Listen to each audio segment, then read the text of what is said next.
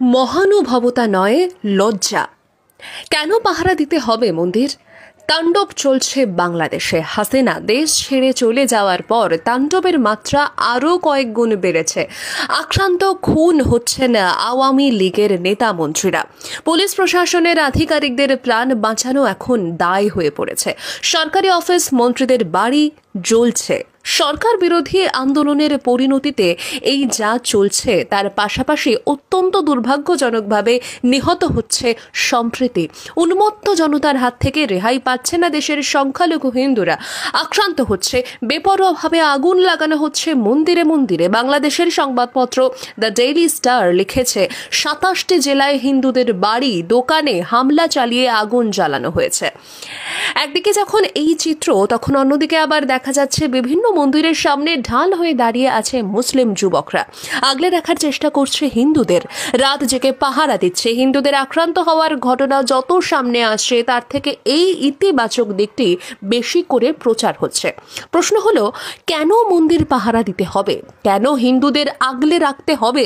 বাংলাদেশে কমতে কমতে এখন হিন্দুদের সংখ্যা মাত্র 7.95%।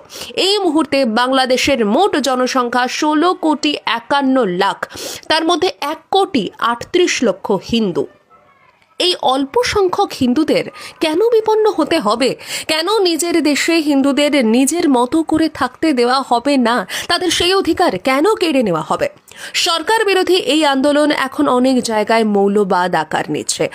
অকারণে নিশানা করা হচ্ছে হিন্দুদের। চলতে থাকা এই পরিস্থিতিতে আক্রান্ত হওয়ার মতো কোনো আচরণ করেনি সে দেশের হিন্দু সমাজ।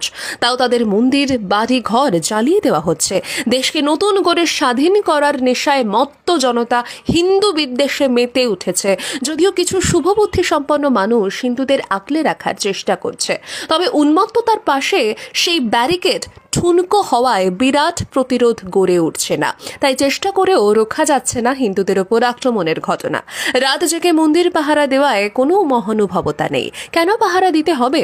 নিজের দেশে হিন্দুদের স্বাভাবিকভাবে থাকতে দিলে এইসবের তো কোনো প্রয়োজন হয় না।